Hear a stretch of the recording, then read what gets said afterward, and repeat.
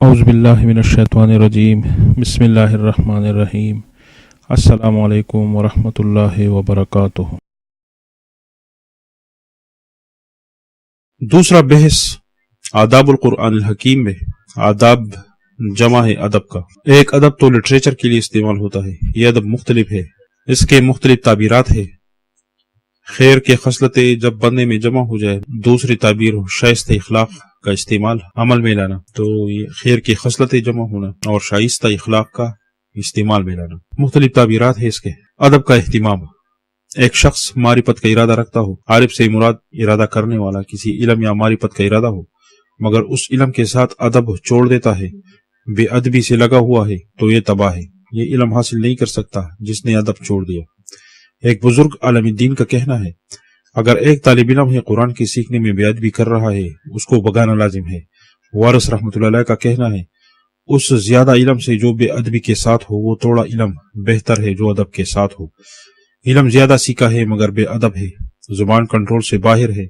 سہل بن عبداللہ تستری کا فرمان ہے، جب اپنے آپ کو مجبور کرو ادب پر، اس کا ایک نتیجہ یہ بھی ہوگا کہ آپ کی بندگی میں اخلاص پیدا ہوگا۔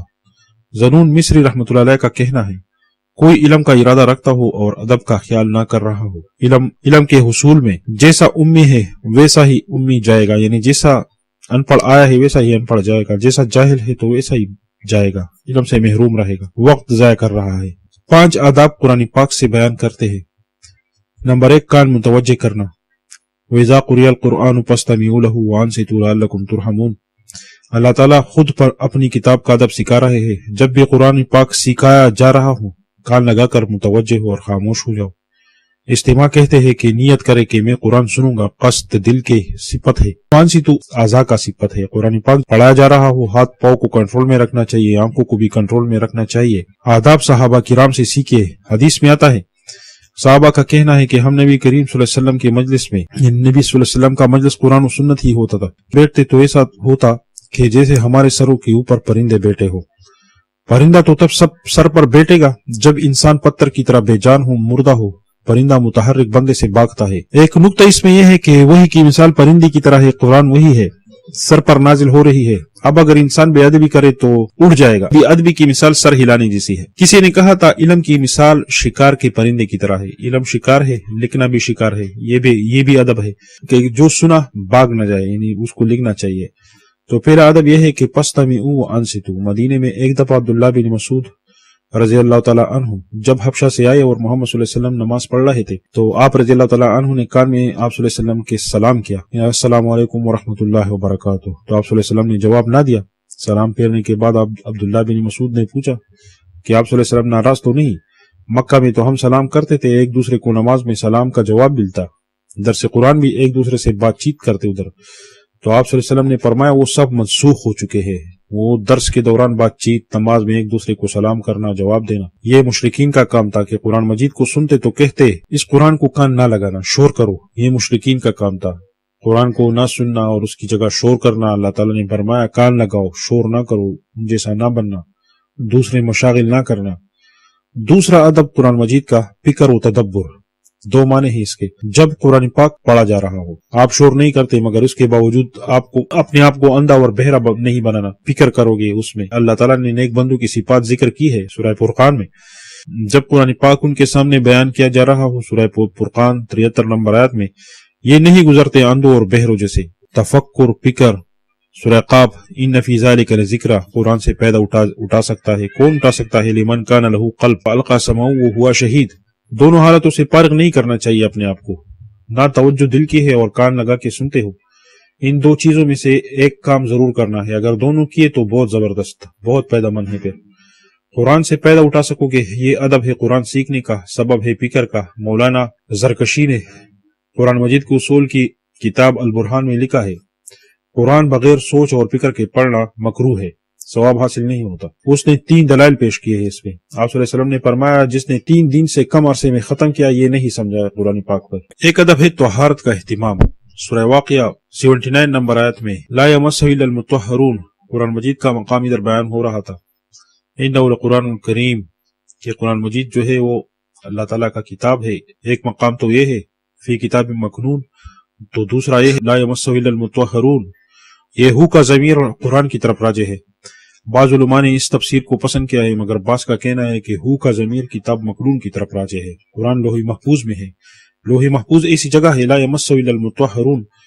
ان دونوں اقوال میں افضل قول پہلا ہے، اس میں اختلاف ہے یہ دوسرے والے میں کہ لوح محفوظ تک ملائکہ جا سکتے ہیں، ملائکہ کو خبر ہے اس کا کہ نہیں، اس میں اختلاف ہے، اس لیے اول معنی افضل ہے۔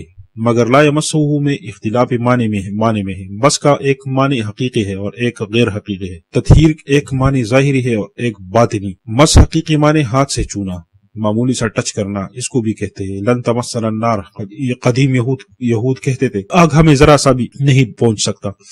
دوسرا مس کا معنی ہے علمی ہے، یعنی علم اور سمجھ ہو۔ تطہیر ایک ظاہری، بدن جنابت سے پاک ہو، بے وضو نہ ہو۔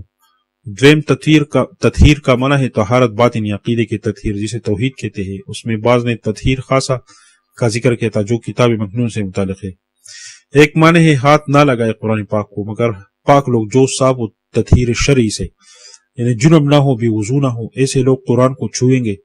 تائید ہے موتا کی، امام مالک کا حدیث موجود ہے محمد بن عمر بن اعظم کی، وہ کتاب جو رسول پاک صلی اللہ علیہ وسلم نے لکھا تھا محمد بن عمر بن اعظم کے لیے، اور کہا تھا جاؤ یہ بیان کرو اور اس پر عمل کرو، تو اس بھی لکھا تھا کہ قرآن پاک کو طاہر لوگ چھوئیں گے۔ ابن کثیر کا کہنا ہے موصولاً مرفوعاً، بہت سے صحابہ سے نقل ہے، یہ اگرچہ بعض سندوں میں کلام ہے تو اس لیے بخاری میں اس پر استدلال نہیں کیا گیا، لیکن ابن کثیر کے مطابق اس پر عمل ضروری ہے، جائز ناجائز کو چھوڑے۔ اس حدیث کی تائید سے بے وضو جو بیٹا ہوگا اس کا دل متوجہ نہ ہوگا قرآن پاک کی طرف۔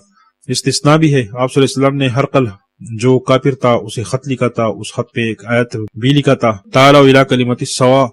ظاہری بات ہے اسے طہارت شرعی نہیں تھا، وہ تو طہارت شرعی تو اس کو نہیں تھا کیونکہ وہ کافر تھا، اس نے ہاتھ میں لیا ہوگا قرآن کا آیت۔ چھوٹے بچے ہر وقت وضو میں نہیں ہوتے، بہر صورت پر ہی ہے، اختلافی مسئلہ ہے، مگر ادب کی لحاظ سے ترجیح اس کو ہے کہ بے وضو ہو کر قرآن کو نہیں چھونا چاہیے، فائدے حاصل نہیں ہوتے۔ پھر ایک ادب یہ ہے تکبر نہ ہو، یہ اجتنابی ادب ہے۔ قرآن کریم نے ایک لفظ ذکر کیا ہے اس کے لیے، اور اس لفظ کی تشریح کے نیچے پھر مفسرین نے معنی لکھے ہیں۔ سورہ اعراف 146 نمبر آیت میں ہے، وہاں اللہ تعالیٰ نے قانون ذکر فرمایا ہے، وہ قانون تورات پر خاص نہیں ہے بلکہ عام ہے۔ سأصرف عن آیات الذین یتکبرون فی الارض بغیر الحق، صرف انشائن کہتے ہیں پیرنا، انشائن کہتے ہیں پیرنا، منع کرنا، سین تاکید کے لیے ہے، لازماً میں پھیرتا ہوں، منع کرتا ہوں اپنے آیات سے۔ وہ لوگ جو تکبر کرتے ہیں میں منع کرتا ہوں اپنے آیات سے۔ آیات پڑھتے ہیں، حافظ بھی ہوتے ہیں، اور حالت تکبرون جیسا ہے۔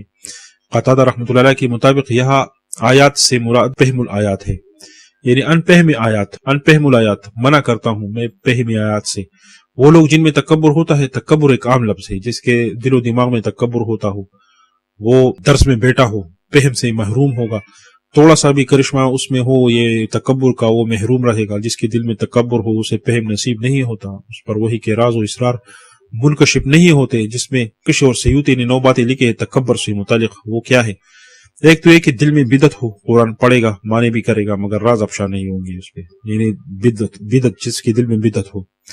دوسرا وہ جو گناہ کرتا ہو اور توبہ نہیں کرتا ہو، اصرار علی الذنب، یعنی جو گناہوں پر اصرار کر رہا ہو، توبہ نہیں کر رہا ہو، اس قرآن کو نہیں سمجھے گا۔ پھر فی قلبہ قبر، حدیث میں اس کی تعریف ہے، خبر کیا ہے؟ ضد اور اناد کی وجہ سے انکار حق سے۔ مسئلہ معلوم ہے، حق پرست کو ہلکا دیکھتے ہیں، اپنے آپ کو اعلیٰ سمجھتے ہیں، اسرار سے یہ لوگ محروم رہیں گے۔ نمبر 4 خواہش پرستی، نمبر 5 دنیا پرستی، دنیا کی حب آ جائے تو پھر تحریف بھی لوگ کرتے ہیں۔ اور نمبر 6 ایمان کے دعوے کرتے ہیں مگر پورا توحید نہیں ہے۔ نمبر 7 ضعیف تحقیق کے بغیر معنی پڑھنا، تو اس میں بھی جو ہے راز افشا نہیں ہوتے۔ پھر ضعیف تفاسیر کا مطالعہ کرنا، قرآن کی تفسیر قرآن میں دیکھے، اگر اس پہ نہ ملے حدیث میں، تو قرآن میں جب آیا کہ محمد صلی اللہ علیہ وسلم پر درود پڑھے، صحابہ نے پوچھا کیسے پڑھے، تو آپ صلی اللہ علیہ وسلم سے پھر رجوع کیا، آپ صلی اللہ علیہ وسلم نے طریقہ بتا دیا۔ بل احیاء، ان کا اس تفسیر کے لیے بھی حدیث سے صحابہ نے رجوع کیا تھا۔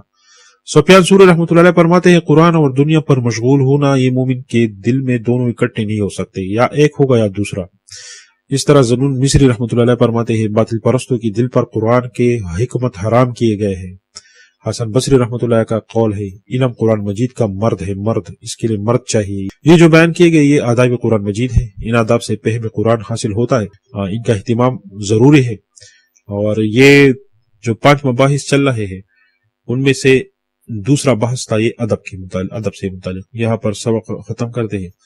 کریم اللہ ہمیں علم نافع عطا فرما، یا کریم اللہ قرآن کی سمجھ عطا فرما اور اس پر عمل کرنے کی توفیق عطا فرما. آمین. السلام علیکم ورحمۃ اللہ وبرکاتہ.